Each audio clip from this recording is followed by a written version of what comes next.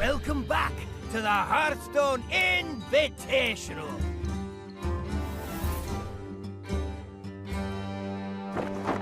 We are back and ready to go with match number 3 today. I'm Raven, and joining me, of course, is Sottle. It's good to see you. I've not seen you for a while today.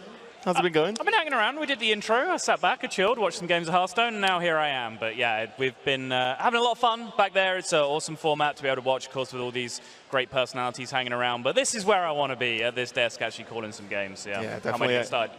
Yeah, it's going to be awesome, and we can just give you a bit of an update as to where we are so far.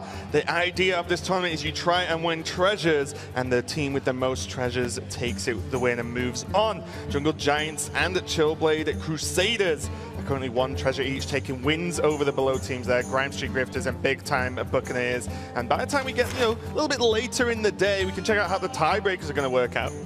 Yeah, and it's very, very important that although we are about to feature 2 teams, one of whom has won their opening series and one who lost it, the actual game score matters. You can see that there. The second tiebreaker after the head-to-head winner is total games won. And of course, you spoke about the treasures. The most game wins of any individual team will be awarded a bonus treasure at the end. It's like Mario Party. You don't actually know who's winning. Stars can come out of nowhere. Yeah, you just get given to them. And we can check this out now as well. We can see how we voted. But before we go into that, the most creative set of 9 decks will be the final tiebreaker as well, and we decided that, and we can see how the casters voted what this would be. And it's Big Time Buccaneers as number 1, Chillblade Crusaders as number 2, and Jungle Giants then Grime Street Grifters in terms of creativity.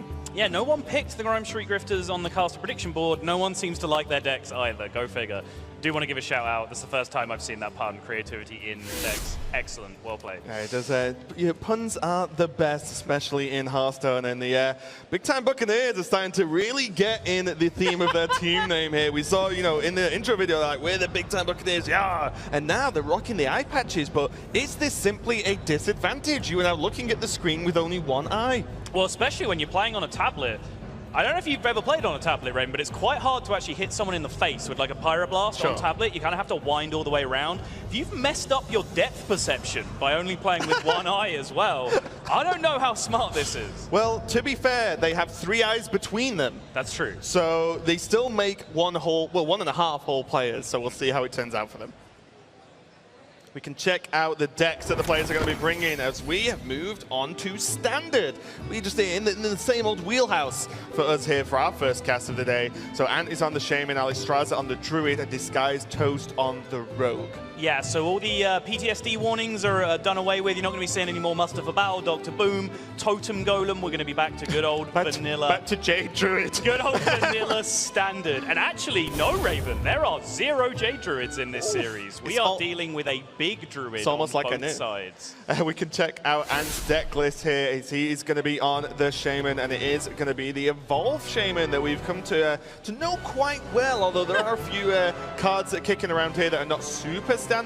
There's Barnes and Sea Giant really are the ones that you won't see in every list you play on ladder. Yeah, I think it's come into it more and more and more since the championship event that we just had, where Purple was playing this almost exact list. But you do see the key cards there. That pretty much gives you the theme of the deck.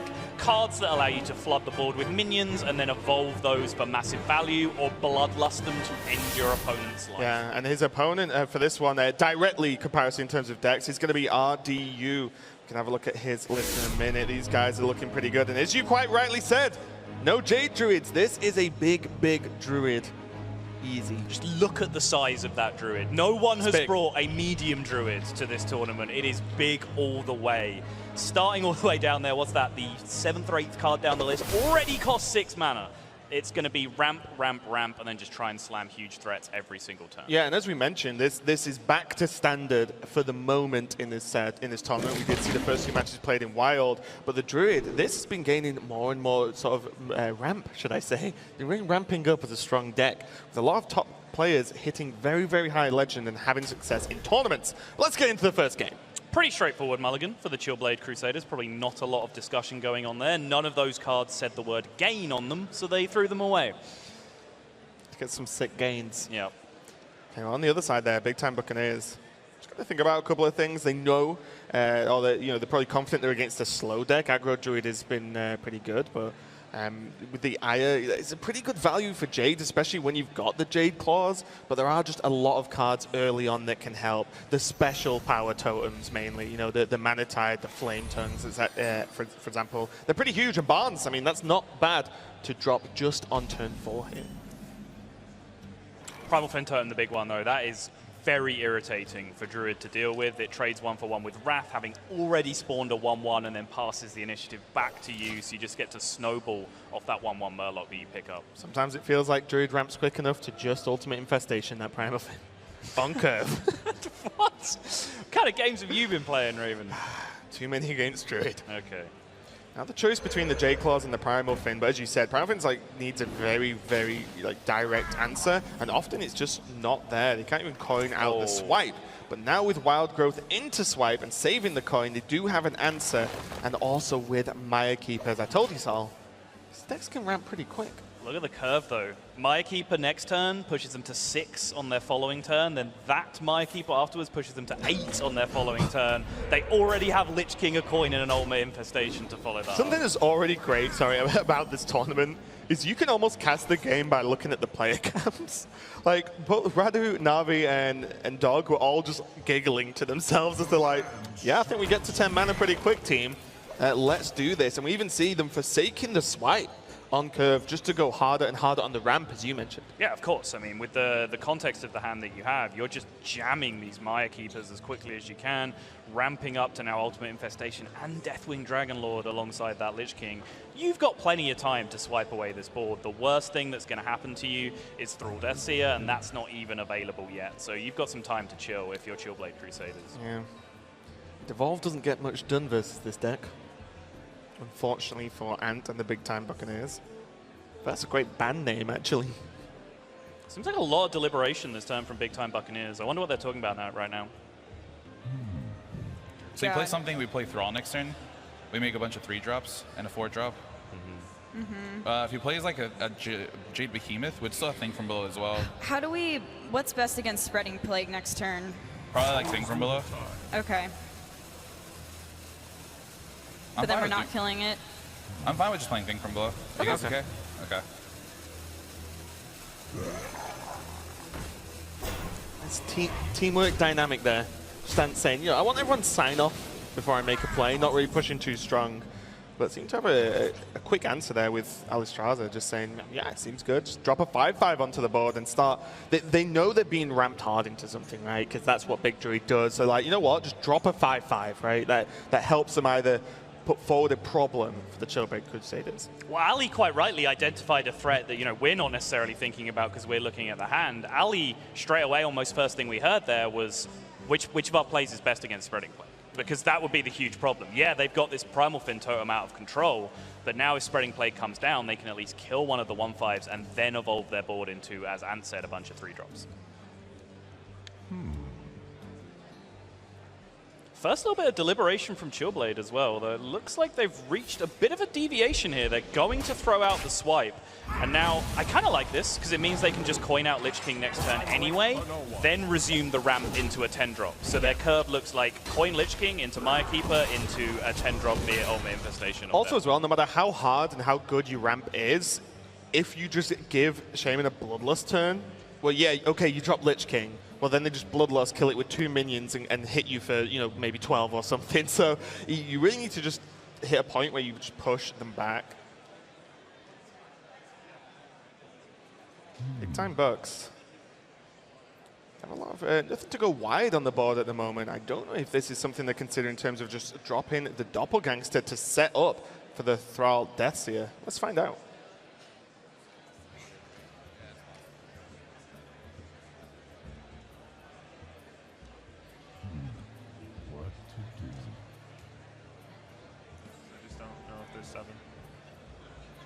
Is Doompack to remove 5 from the top of your deck and summon them in? Alright, I think there's 6. I think you got them all. That card is great.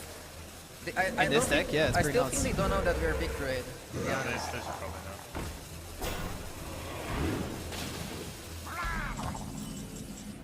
I kind of like Mire Keeper ramp, Wrath trade.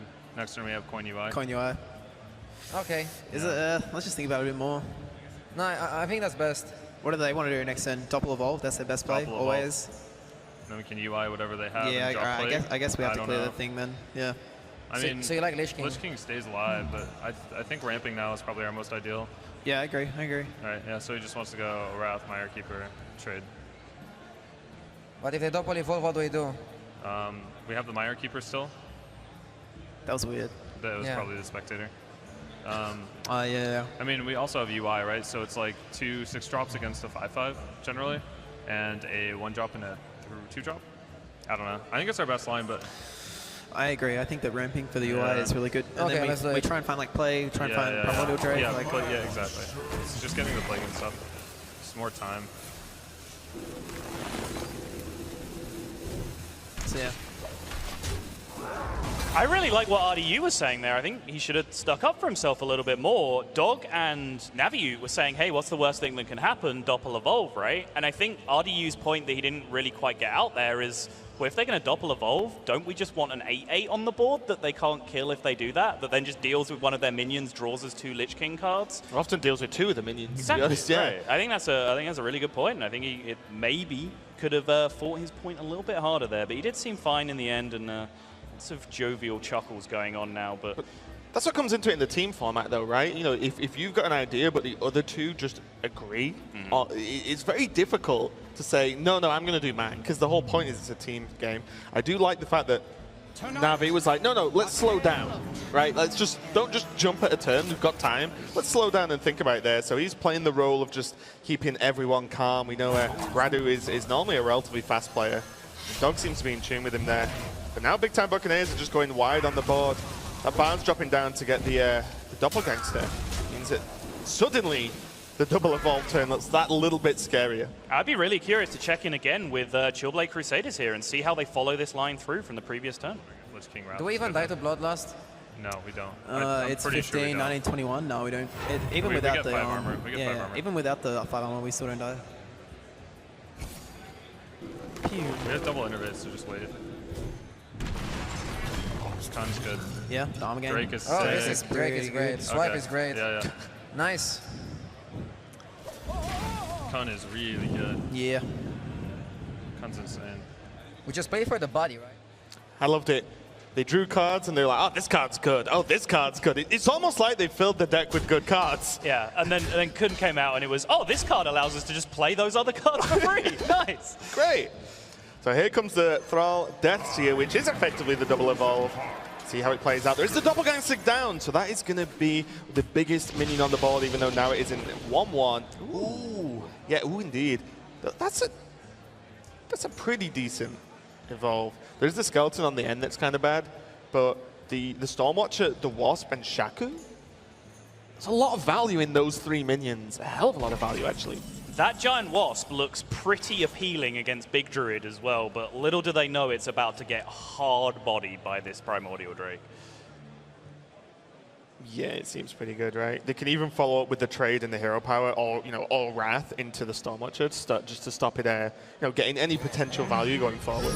Yeah, leading the turn off with Kun, Yeah, of course, sure. because that is pretty much a given. It's a 7/5, sure, but you will take your 0-mana 7/5 in this situation. Just an extra massive minion. Yeah. And there's a 5/5 because of that skeleton. Probably going to be the hero power. I think with the Moonglade Portal and Spreading Plague and the second Ultimate Infestation, they feel pretty okay about taking effectively 3 damage here. I do not see a promising way back into this for the big-time Buccaneers, but let's listen in, see if they have any grand plan that I can't identify. And then Jade Lightning, so like lets us evolve. How do you feel about that? Okay. So you want Jade Lightning to 4/8 and then double trade in? We could do that. I don't know which one you think is better. I mean, they're both 3 drops, right? So Yeah. doesn't really matter which one we keep alive. What are we doing with the other 2? Well, we would have traded the Shaku, I think. So Shaku into 4/8, Lightning 4/8, Yeah. Punch 4/8, and then this goes phase it and you evolve that? Yeah. Okay. Okay. I can see that. What would we do with like extra 2 mana, like Jade Claws or something? Double Firefly maybe? I wouldn't hate getting How big is our the Jade? Jade Claws. I mean, is there anything we need to do with Well, it's 9 gonna be mana 3/3. next turn? Yeah. Okay. Yeah, I should go for it. Order lol.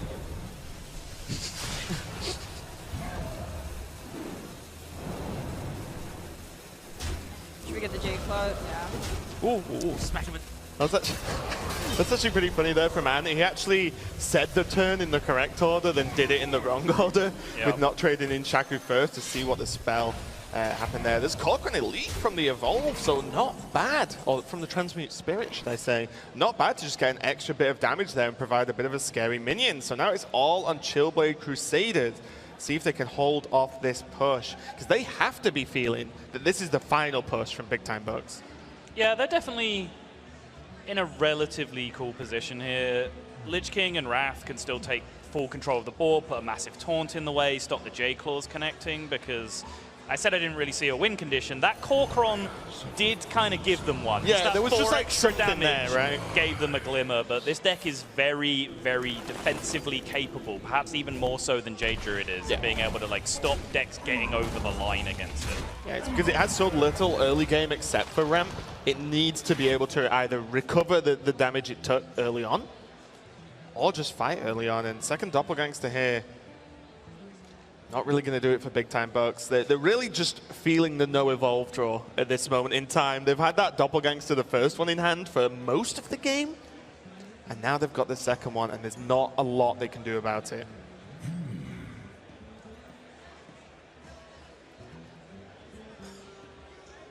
Druid's just too big. It just got too big, too quick, and they haven't been able to handle it.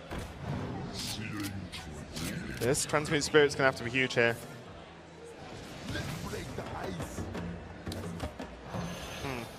Nope. Not as huge as I thought it needed to be. It's not as big as Big Druid, which is a problem. Chillblade Crusaders have all the choices in the world here, but I imagine they are borderline celebrating their victory at this point. Let's find out. How do you? You're a monster, dude. I want to, like, I don't know, play my cards. Whatever. Toast is like, you guys aren't following the script. Like.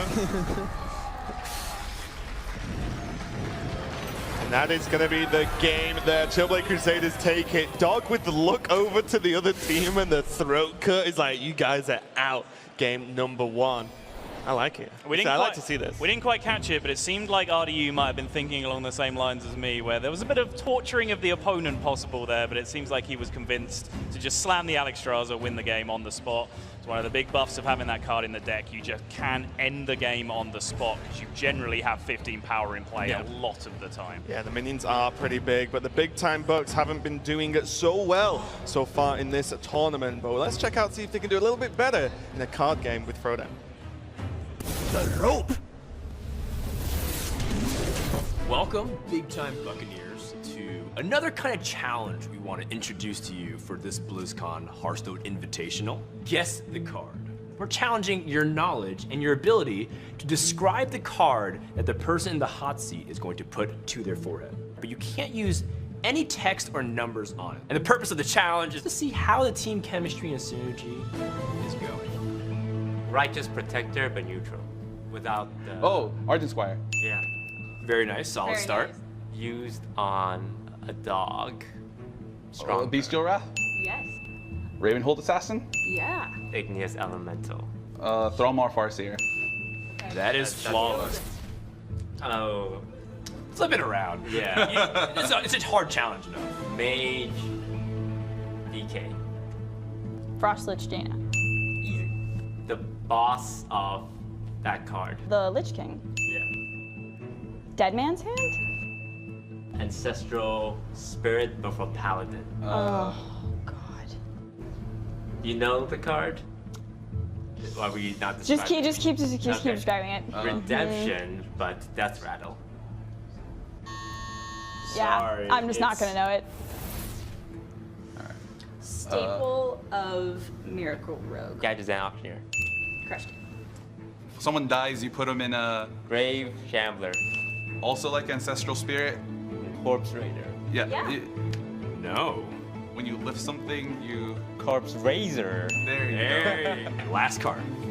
She is the sister to Alexstrasza. Ysera. Wow, very nice. All right. 11 out of 12. I don't know if any other team can beat that. There's no way. Absolutely not. Crushed it. Big Time Bucks playing the wrong card game on stage. They are very, very good at that. We didn't get to play it. As the giant stick in the mud that I am, though, I have to point out that Disguised Toast did cheat. He said Death Rattle on a card that had the word Death Rattle on it. That was the one they got wrong, though. So it actually so we can't even minus them the win because they actually still got it wrong.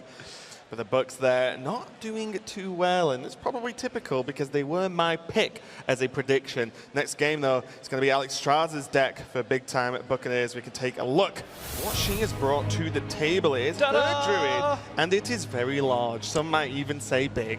Is a large Druid indeed. The Innovate still being packed in there, even though they are just counterfeit coin at this point. But yeah, when you are packing a grand total of 6 10-drops in your deck, you will take some counterfeit coins. It always makes me laugh. Look at that deck list, at how high up the list, like Spreading Plague. Yeah, it's like, it shouldn't be there. Let's check out Navi's list. It is going to be the Rogue, and it is the Elemental Tempo Rogue here. And what do you think about this? It's definitely not the standard build for the sort of Tempo Rogue style. Yeah, I prefer the non-elemental version myself, but it's just such a great shell that there's so many tech slots essentially that you can rotate around, and that makes enough room to put this elemental package in there, especially when a lot of the non-elemental lists are already running Firefly and Tar Creeper anyway. You're not adding that much to it.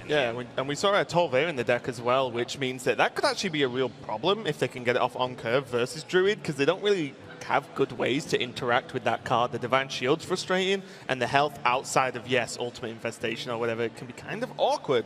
So that might be the base they try and build around. So let's get into the game now. Of course, the Big Time Bucks on Straza's Druid. Yes, you're out, Raging Bound. Go back in the deck. You can come out later on. Slightly more difficult mulligan choice there for Chillblade Crusaders. A little bit bummed we didn't get to catch it there, because I was kind of wondering what they were looking for. Again, they're going up against the Alex Stras's Druid themselves, having not yet seen the standard decks from Big Time Buccaneers, so they didn't even know what they were mulliganing against. Yeah, we could listen to Buccaneers for the next turn, just to see how they deal with this relatively high cost mana. Well, I'm glad we mulliganed every card, honestly. I feel like we're just losing to bad draws. Yeah. Every single game. Feels so bad. Every single game. They just don't want you to win, Toast. So should we play the 8-drop or the 10-drop or the other 10-drop? It's good to hover cards, but like... Oh, the other 10-drop. We're definitely going to hero power and kill something. Mm-hmm. Definitely this one, right, guys? Yeah.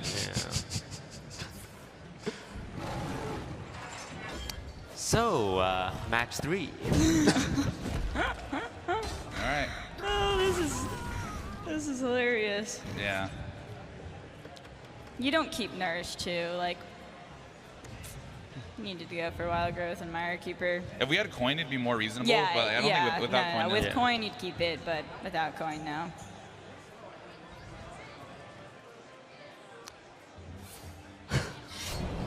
Great moments and great strategical discussions. We are losing to bad hands. Yeah, and I mean, do we play this 10-drop, or this 10-drop, or this 10-drop, or this 10-drop? And maybe the competitive player representative on Big Time Buccaneers, but Disguised Toast is definitely getting into the competitive player mentality, which is, of course, every time you lose, it's not your fault. 100% couldn't agree more there. And I like as well afterwards, they were all like just trying to make themselves feel better about it. They were like, yeah, the Nourish throw was correct, you know. It's just unfortunate. We'll see what we can do. Toast there, wanting to talk about game number 3 already. Yeah, crucially as well, because it might sound a bit weird if you realize we're playing best of 3 here, but Disguised Toast was like, hey, all right, game 3, because very importantly, they were in this same spot where they went 2-0 down in their first series, but they were able to win the game 3. And game score does matter for tiebreakers and for that extra bonus treasure that you get at the end that can get your team a whole additional point. Yeah, and if the rest of the matches, the rest of the day get really close, that bonus treasure literally could get you in as opposed to dropping you out in bottom. So far, though, Scalebane on the board with Shaku. There's the Nourish, but there's not a lot to do with it this turn. You can get it played, but the Big Time Bucks still have some time to kill. This is still going to be one more big push from Chillblade Crusaders.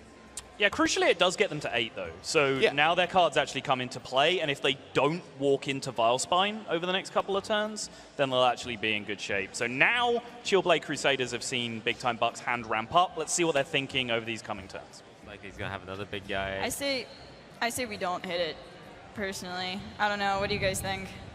Now they're going to play around Primordial Drake because we've been thinking so long. It's like, it might be like fine to not hit it and just like play Lich King or something. Yeah. Try to go for, what's the card called? Doom Pack? Yeah. Yeah, but we thought about it for too long, probably. Yeah. If we did it at the beginning, then it would have been fine. Or if we like thought about it and then. It's okay. That's, media positioning, obviously. Yeah. You know what would be a good card? Such a pro player. Naturalize. I know. All right, so we have a dagger in face here, like, because it's on. We're like getting go closer for to it. the Yeah, dagger issue, face. so just poke. Yeah.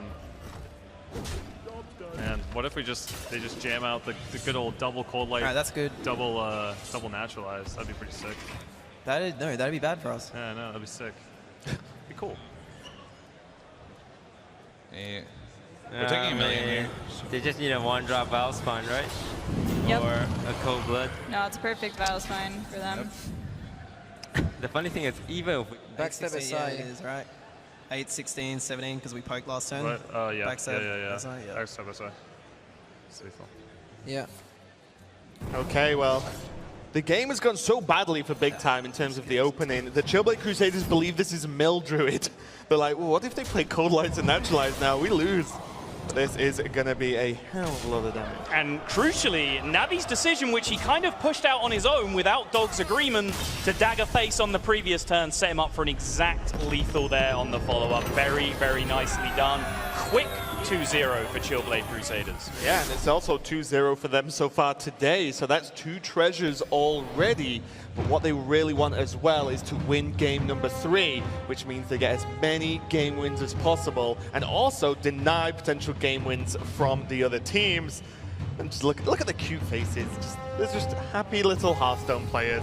We've got another game coming up, so don't go anywhere. We're going to have to see if the big-time Buccaneers can get a win in this match. Don't go anywhere.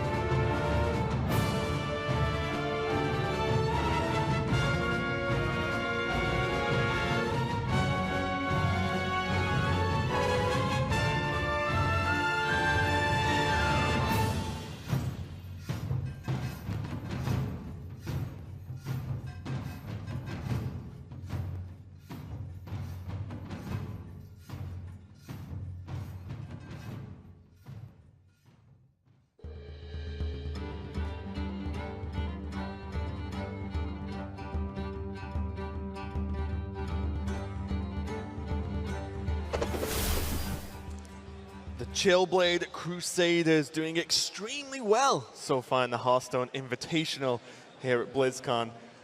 Is it going to be just unstoppable for them? Have they got anyone that's going to contend them? I mean, they say it themselves. They've got all the chillest dudes. They've got all the hottest guys. They're the pick of all the smartest casters, Raven.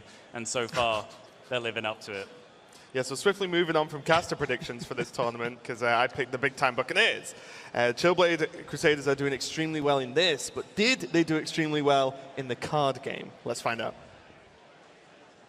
The rope. No. What? I'll let you know when to start. I'm joined by the Chillblade Crusaders. We're gonna play a little game that's gonna test your communication skills. RDU is gonna put a card on his forehead, and you guys have to use words that are not on the card to describe it, and he'll have to guess based on your descriptions what that card is. Let's go with the first card. Angry, anger from like an animal. Like Call of the Wild. no. Think of the most All right, that's it. Oh my God. Time's up. All right, it's an epic, and I Warrior and yeah. go infinite. Dead Man's Hand. Yeah. Replace your hero. Frosty Jaina. All right, last one for Roddy. The same cost as a Violet teacher. And it is, oh my god. I mean, I wouldn't know the card. Yeah, That was not good. Man, 2 for 4. That's not good. You guys are currently 50%. Your team communication not looking good for the Invitational right now. It's like the iconic. It's iconic, dude. Yeah. Frostborn. Oh, Lich King. Yeah, OG Destroyer of Priest. Oh, you sir. It's a card like nobody plays. I've never seen this card before. Keep going. But the iconic card for Rogue. Oh, Gadgets and Auctioneer? Yeah. You guys are currently 5 out of 8. He's an orc. Damir Facio. Bingo. The Beast. It's rare. Fromage. Alex Strauzel. 10 seconds. And the same mana cost as Dr. Boom. Ravenhold Assassin. Yeah. That was close. He's not getting it. Buzzed out. Very classic. Just fire. Wow. Read each other's minds. Your final score, 8 out of 12. The big-time Buccaneers, one of your competitors from the Invitational, got 11 out of 12 in the same game. How does that make you feel? They know the names of the cards, but we know how to play those cards. What's more important? Shots fired. Thoughts shared. Shots fired indeed, and to be fair, they're feeling confident as they are currently 2-0 in this series. I mean, pretty accurate shots by the way things are going so far. Chillblade Crusaders have been crushing the competition, but I've got to side with their assessment there in the little game of charades. Playing Desperate Stand in that game is cruel, because, come on, who has played with that card? Especially when you can't use the words in the card to describe it, right? Because it's so strange. But we're going to see if the big-time Buccaneers can get a win under their belt in this series. Toast, it's going to be his Rogue here, and it is the Tempo Rogue. And remember that Toast has never played a competitive deck in his life, so this is actually the first time he will be playing Tempo Rogue, guaranteed. We'll see how it works out for him. Just like his Rogue, though, as his name does come from the Rogue class to a certain extent. Dog is going to be on the Priest, and he has got Shock Horror, Shadow Reaper Anduin, Raza the Unchained, and this, as we remind everyone, is standard. This is not Wild that we saw earlier. Right. So this is one of the powerhouses, if not the powerhouse, of the current metagame. Yeah, tier 3 deck in air quotation marks aside, yes, it is one of the most powerful decks in the format. About lull in air quotations? You know what it would achieve? I think the Lullimo and air quotes pretty much achieve the same thing. I mean, It'd be kind of redundant to do both. It'd be kind of strange, but maybe that's why you do it. Yeah, sure. Everyone loves a bit of redundancy, but let's kick off this game. Big time Bucks. Not on the coin. With Rogue, it's going to be a little bit frustrating, especially with that Vicious Fledgling. Normally coining it out just that one turn quicker makes it even more deadly than it already is. But Chillblade champions just doing the old Priest thing of mulligan most of the cards away, try and get Raza and Anduin. Yeah, I mean, earlier on, none of their cards said gain on them, and this time they had none of the Highlander cards in their hands, so they were just tossing it away. But Vicious Fledgling, very, very big deal in this matchup. If you actually look at the stats over time, Rogue's win rate skyrocketed in this matchup when Vicious Fledgling started coming into the deck, and the reason for that is there's only one good answer in Chillblade's deck, and that is that Shadower Pain that they've just picked up. Yeah, and them having that answer is absolutely huge here. Just getting the draw with the Cleric there, just putting a solid body on the board, and just presents a problem for big-time Buccaneers in how they deal with this Cleric. So let's see what their plans are going to be. Nah, you're good.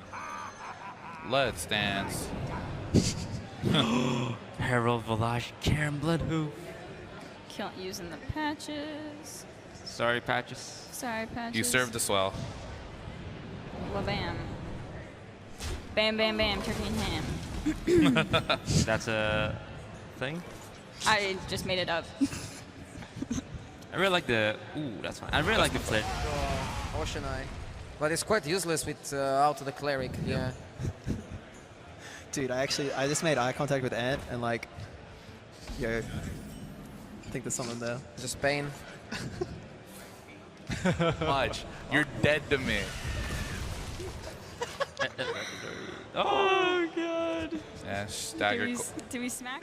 This is I like the... You're dead to me! Well, no, this is the best, right? One, that's just funny, but the fact that they're trying to shout over to each other when they have soundproof headsets on doesn't quite work. Also, there have been a lot of announcements at BlizzCon so far. The newest one is Alistra's new catchphrase. Bam, bam, bam, turkey and ham. If she did actually just make that up, she's a genius, because that's brilliant. She should run with that. She might have to now. I've just said it was a catchphrase, so we'll see how it plays out going forward. The Scalebane and the Vile Spine. I still can't quite believe. Hearthstone is such serious business that Ant, the nicest guy on the planet, you're dead to me. I mean, we had half the crowd chanting death, death, death, death early in the expansion announcement, so don't put it past anyone. It's weird, because Knights of the Frozen Throne was supposed to be the expansion where everybody died, but apparently the death is the theme of this one. It will be when I try it. Sure. No doubt. Scalebane's going to come down. The Vile Spine is going to be nice just to be able to just get away one of the more trickier minions like the Priest of the Feast. It kind of can be awkward to deal with or just sinks a lot of resources. Straight up answer there. Maybe a bit frustrating for Big Time Bucks that now that Shadow Word Pain was used to kill the bird, and then there's the Shadow Word Death to kill the Scalebane. Very frustrating for them. Couple of decisions here for Big Time Bucks. Let's check in, see what their thought process is. And then Vile Spine, depending on if he plays a really big minion. These people are just staring at our faces. Yeah, I know. I think we just have to go like Herald, Velagio, and then like Velagio. Pass, I guess. Yeah.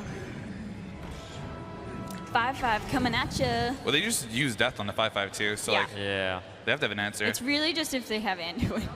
Yeah, that's pretty much what it's going to come down to. Yeah, pretty much. Like do they have Anduin? A question we have all asked ourselves since that card has been released often. But this Herald Velagio, or whatever Ant called this card, is going to be the saving grace at the moment. It did survive the turn, so it means you can actually get some work done, and maybe finally Big Time Bucks can start getting something going with this tempo deck. Yeah, no great surprise, honestly, to see Chillblade just hard pass that turn. They were at 30. There was a 5/5 on the board that they can afford to tank for a couple of turns, and they have a Dragonfire potion in their hand that they just want Big Time Buccaneers to extend into. And also Dragonfire kills almost all of the minions in any given rogue deck, so it's like, oh yeah, play more minions. You're not going to not play more minions, so why not get the value? The hand is starting to fall apart just a little bit, though. Chillblade Crusaders might be having to ration out their resources over a couple of turns. Acolyte of Pain is a nice pickup in this spot, though. Also a big deal here for Big Time Bucks. They've not had the best opening, but the Lich King has been finding itself, again, more and more in everyone's decks recently. And, well, they already saw the death. So as they said, do they have Anduin? We can see they don't, but we can also check out now for what Big Time Buccaneers think in Chillblade Crusaders' hand. And I also feel like they've got Dragonfire. I mean, they did like pass. So it's really just what's going to put us in the better position. If I think it just like they can also pint size horror the board too. How important is it to deny a draw right now? It might be important. I don't know. Yeah, we definitely know they don't have Raza. I sort of like the fledgling Vile Spine. I don't mind it. It sucks to Dragonfire, but like if they have it, I don't know.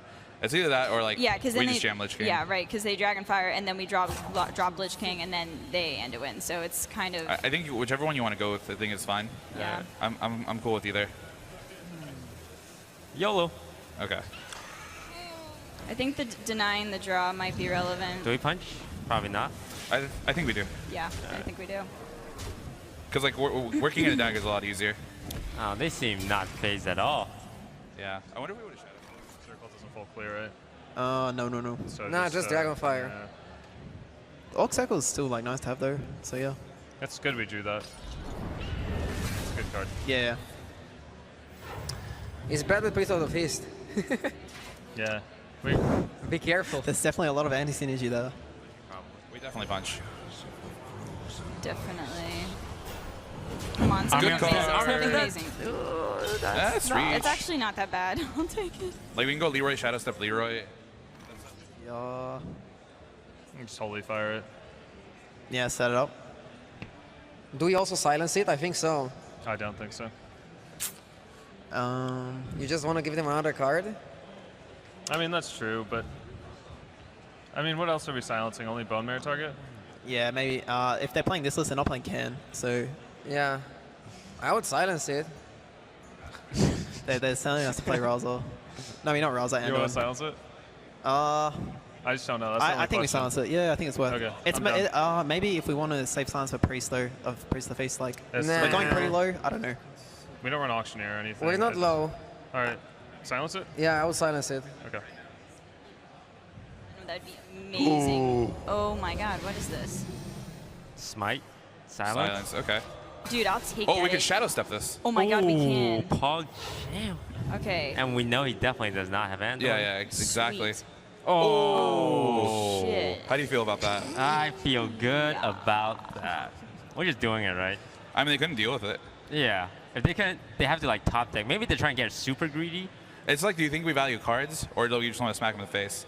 Is this 12? You know what? Oh man. I kind of feel like smacking him in the face, honestly. I feel We like have 5 smacking him burn. in the face. might Considering Leroy's an L too, right? Yeah, exactly. Do we Taro or Hero Power? I think we Hero Power. Hero Power. I think we just want to kill him. Yep.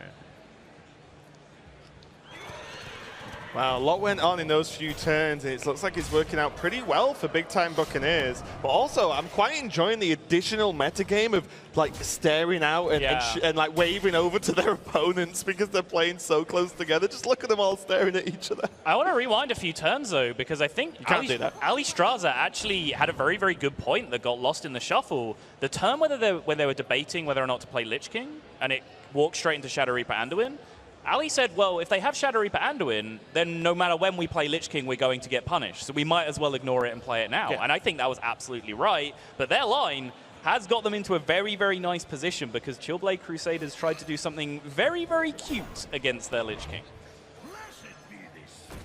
Yeah, and it didn't work out, did it? They also had the Shadow Step as well. Let's see if big-time Bucks now. Vile Spine is such a big card here. It can just obliterate the Tar Creeper. There's the Shadow Steps, the Death Coil as well.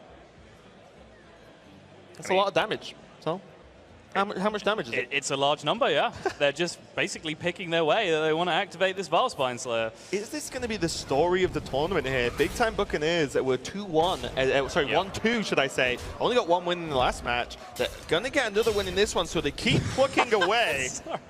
There's a disguised toast. There you go. That's what the discussion was about that turn, where they clearly had lethal. Just the most stylish way they could have ended the game and pick up their second 1-2 result. But remember, those little game wins that they picked up in both of these series are massively important for the tiebreakers and for the final bonus treasure at the end. Yeah, the big-time Bucks take their second game win, but most importantly here, the Chillblade actually end up taking their second treasure of the tournament. 2 matches, 2 treasures. They are looking very, very strong indeed. And they have now won both under Wild rules and Standard rules, showing the strength and diversity of their deck list throughout. As I mentioned, all of the smartest casters pick the Chillblade Crusaders, and that pick is coming to fruition right now, Raven. Yeah, we heard a lot of these players during the match, but let's see what they've got to say now it's over, as they're with TJ on the stage.